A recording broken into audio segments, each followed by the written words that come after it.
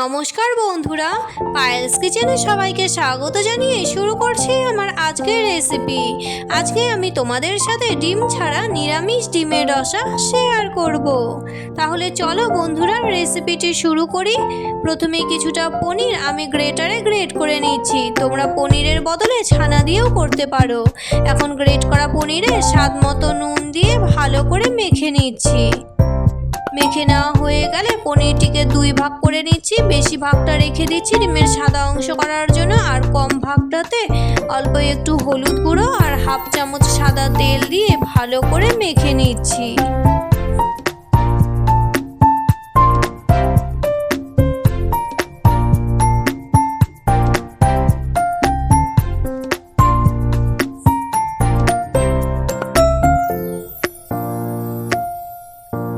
মেখে নেওয়া হয়ে গেলে ছোট ছোট লেচির আকারে কেটে হাতের সাহায্যে গোল করে ডিমের কুসুমের শেপ দিয়ে নিচ্ছি।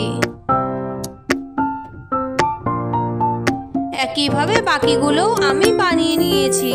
আর বাকি পনিরটাতে 1 চামচ ময়দা স্বাদ মতো নুন দিয়ে ভালো করে মেখে নিচ্ছি।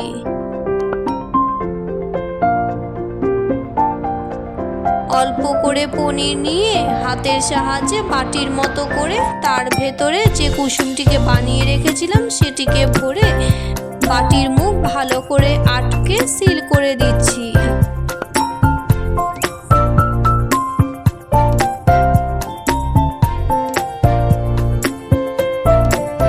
এখন হাতের সাহায্যে ডিমের শেপ দিয়ে নিচ্ছি।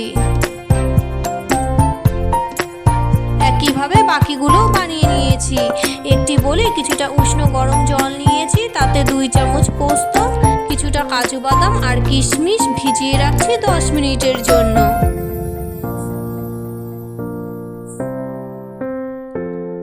ততক্ষণে একটি কড়াতে বেশ খানিকটা সাদা তেল গরম করে ডিমগুলিকে হালকা করে ভেজে তুলে নিচ্ছি। ডিমগুলিকে কিন্তু খুব সাবধানে নাড়তে হবে, নইলে কিন্তু ভেঙে যেতে পারে।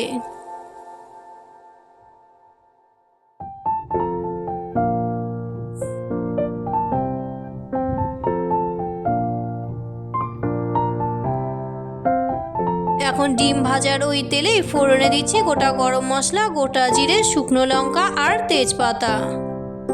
ফোড়ন ভাজা হয়ে গেলে কেটে রাখা আলুগুলি আমি হালকা করে ভেজে নিচ্ছি। ততক্ষণে আমি মিক্সিং বলে কাজু, কিশমিশ আর পোস্ত মিহি পেস্ট বানিয়ে নিচ্ছি।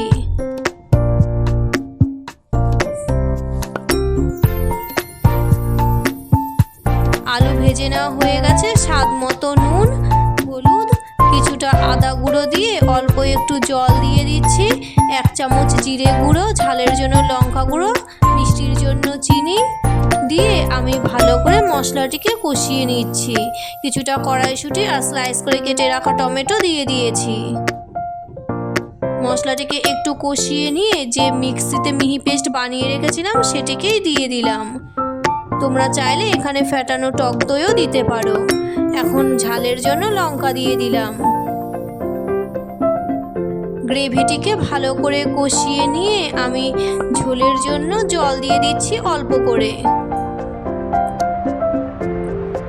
5-6 মিনিট মতো লো টু মিডিয়াম ফ্লেমে গ্রেভিটিকে ফুটিয়ে নেওয়ার পর ভেজে রাখা ডিমগুলি দিয়ে দিচ্ছি।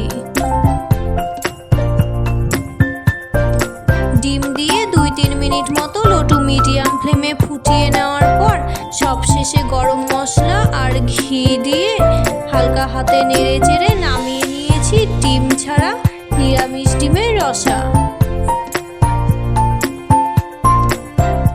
তাহলে বন্ধুরা আমার আজকের এই রেসিপি তোমাদের কেমন লাগলো অবশ্যই কমেন্ট করে জানিও। ভালো লাগলে এই ভিডিওতে একটি লাইক করে দিও। আজকের মতো এই পর্যন্তই।